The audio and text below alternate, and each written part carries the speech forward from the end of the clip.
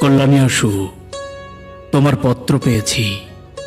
সেদিন নববর্ষার নবঘন সিক্ত প্রভাতে মেঘ মেদুর গগনে সেদিন অশান্ত ধারায় বাড়ি ঝরছিল। 15 বছর আগে এমনই এক আষাঢ়ে এমনই এক বাড়ি ধারায় প্লাবন নেমেছিল। তুমি ভুলে যেও না, আমি কবি। আমি আঘাত করলেও ফুল দিয়ে আঘাত করি। অসুন্দর কুৎসিতের সাধনা আমার নয়। আমার আঘাত বর্বরের কাপুরুষের আঘাতের মতো নিষ্ঠুর নয়। আমার অন্তর্যামী জানেন, তুমি কি জানো বা শুনেছ জানি না, তোমার বিরুদ্ধে আজ আমার কোনো অনুযোগ নেই, অভিযোগ নেই, দাবিও নেই। তোমার আজিকার রূপ কি জানি না।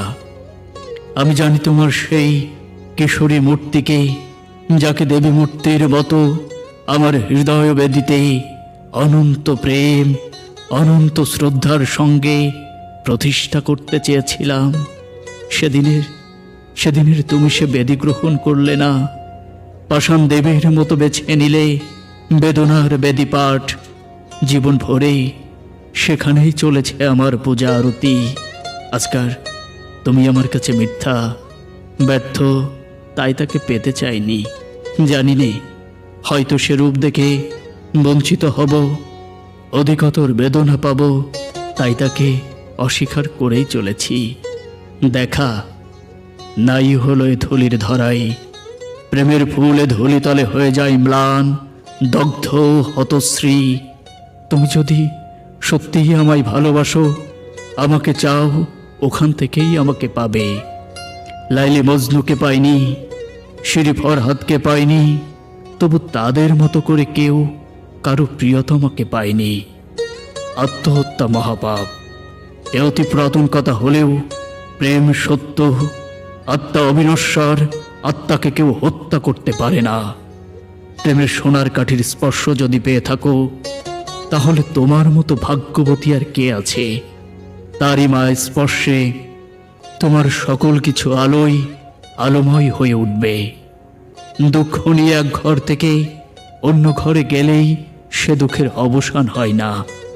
মানুষ ইচ্ছে করলে সাধনা দিয়ে, তপস্যা দিয়ে ভুলকে ফুল রূপে ফুটিয়ে তুলতে পারে। যদি কোনো কিছু ভুল করে থাকো জীবনে, এই জীবনেই তাকে সংশোধন করে যেতে হবে। তবেই পাবে আনন্দ, তবেই হবে সর্বদুঃখের অবসান। মানুষ ইচ্ছে করলে সাধনা দিয়ে, তপস্যা দিয়ে ভুলকে ফুল রূপে ফুটিয়ে তুলতে পারে। যদি কোনো ভুল করে থাকো জীবনে, এ জীবনেই তাকে সংশোধন করে যেতে হবে।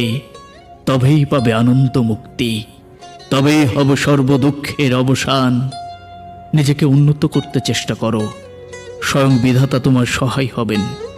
আমি সংসার করছি, তবু চলে গেছি এই সংসারের বাধাকে অতিক্রম করে ঊর্ধ্বলোকে।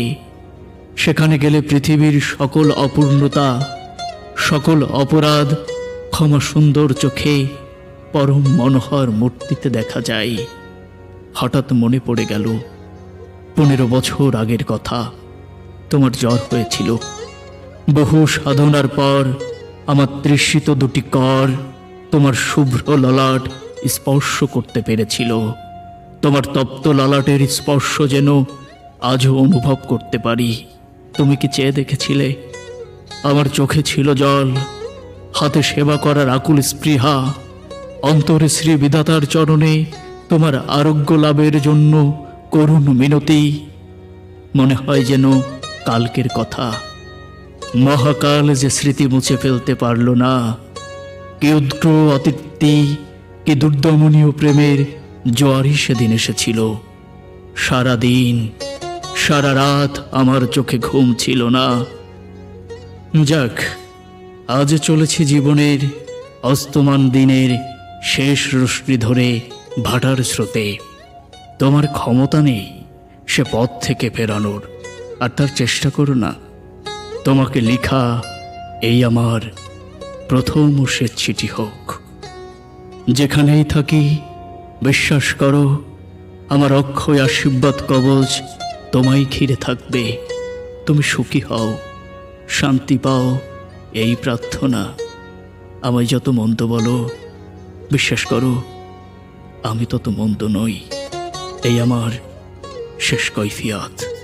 এটি নিত্য শুভার্থী কাজী নজরুল ইসলাম।